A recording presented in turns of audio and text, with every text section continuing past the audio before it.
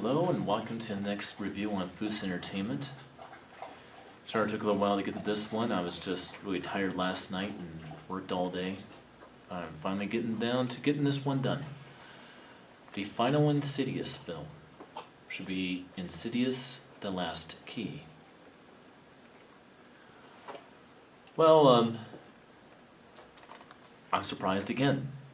I think I actually have figured it out. The last time I watched these movies is, a lot of my close friends who actually watch this channel know what I'm talking about. For those of you who do not, I had a long history with alcohol abuse. So I was a hardcore alcoholic up to about a year and a half ago. And I think that might be the reason why I always thought that Insidious Chapter 3 and Insidious: The Last Key were really bad movies. Of course, when Insidious: The Last Key came out, I wasn't an alcoholic then, but I just wasn't paying much attention or something because this film, I had to give it a pass because it definitely is not a bad watch. And all I can say is, I actually enjoyed Insidious: The Last Key. And I just can't see anything bad about it. I could say that, again, it feels like it's a televised movie. I could say that the DTS HD Master audio track sounds like something you would get off of a season of a TV show on Blu-ray instead of a movie.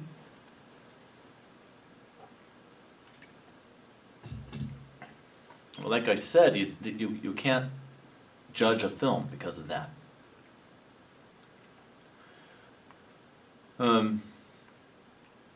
The premise of Insidious: Last Key. It tells the backstory of Elise, which is our main old woman hero, I guess, of this franchise, which is our main paranormal investigator and psychic. It shows her backstory of when she was a child and when she first came across her gifts of being able to talk to the other side, to ghosts and stuff like that, and her astral projection ability.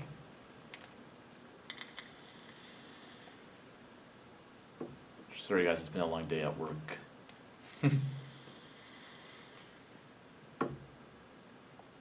That's how it feels when you actually have the battery fully charged on it. Kind of cool, hey?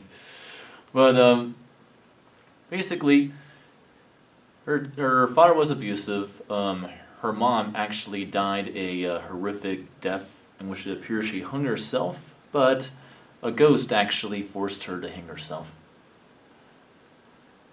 Or something along that part. You find that there's this demon that Elise brought into the world.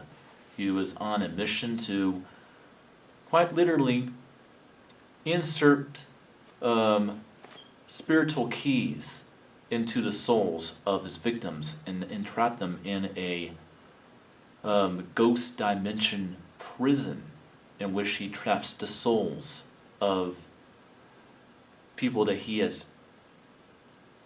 gathered souls of. And basically how he does it is he'll actually somehow influence through possession or some supernatural means, he'll actually get real people in real life to become serial killers and kill people, and he gets their souls and then traps them in sort of a supernatural prison within the astral dimension that's located within the further.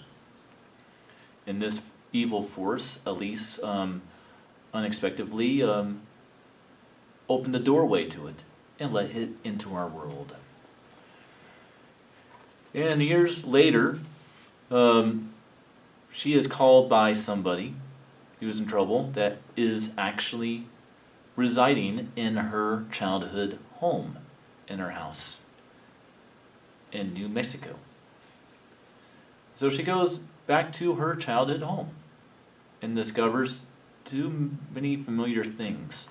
And she hooks back up with her younger brother, who is reluctant and hates her because she left him at the mercy of their abusive father.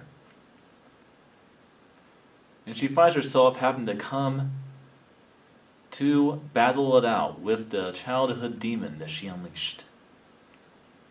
By the end of the movie, she has to save her her nieces and actually just her nieces. Has to save one of her nieces with the help of the other niece, who also has astral projection ability. So she has to find a way to save her brother's children. One trapped within the fritter, the other one coming to grasp and realize that she's not alone with her special abilities that she has that are similar to Elise's. Probably for some hereditarians.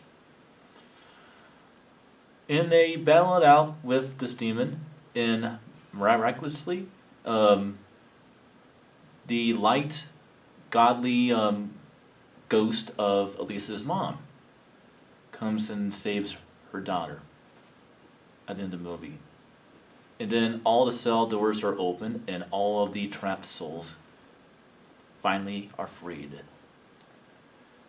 And of course, by the end of the movie, it leads into her having premonitions of Dalton and Josh from the first Insidious. And so Insidious parts 1 and 2 take place mere one day after the events of this movie. So this is the last movie. I won't expect them to make any more Insidious films. Unless, of course, they make one with Elise is a astral supernatural ghost within the further astral dimension, helping people in our physical world. If they could make a movie like that, I actually wouldn't mind that movie. That would be a very interesting Insidious film.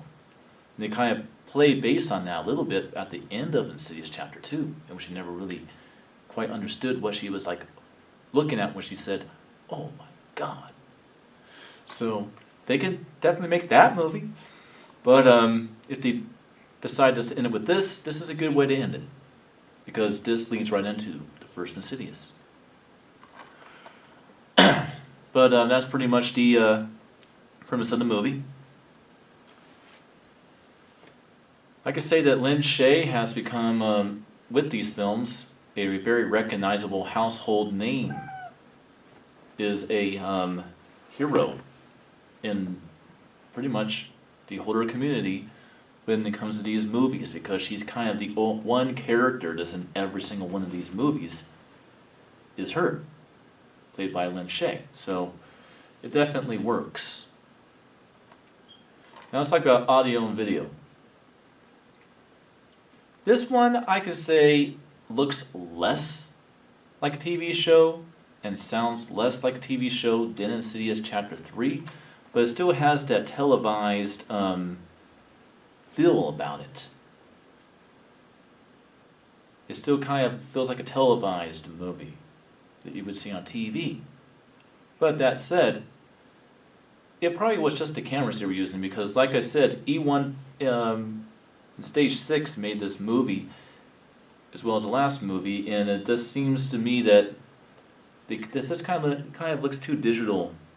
But at least this one looks more like a movie than the third film. But this right here, I am surprised. In the audio, it's pretty good. I would say that is very balanced between all the speakers. Definitely no split of it, or neutral effects of the film where it goes to one side. It kind of equilibriums on both sides.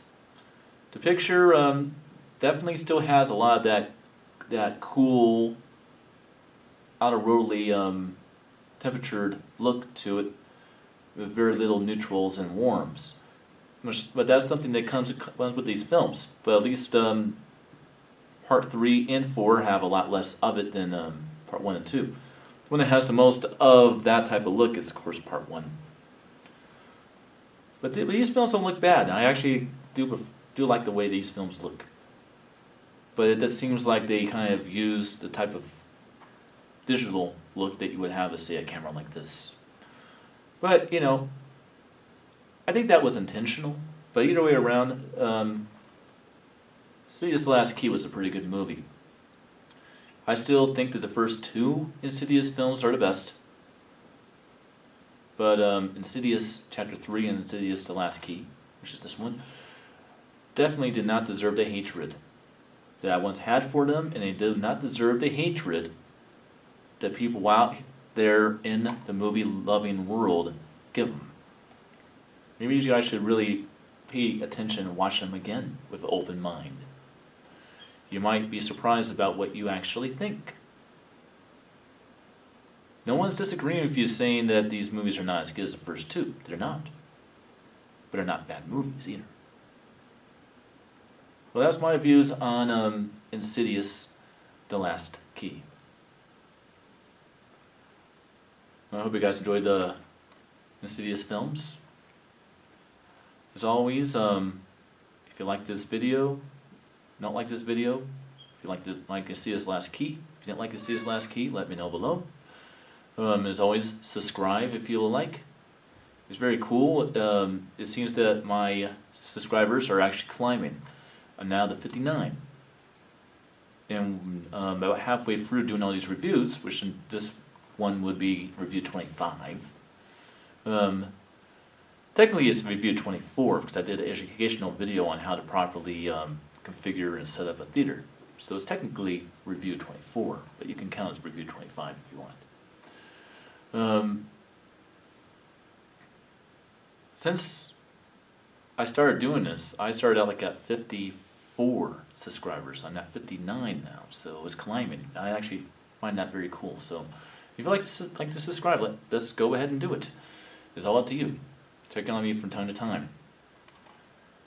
I will see you guys next time for a brand new franchise. I'm not quite sure what franchise is going to be. Like people want Twilight.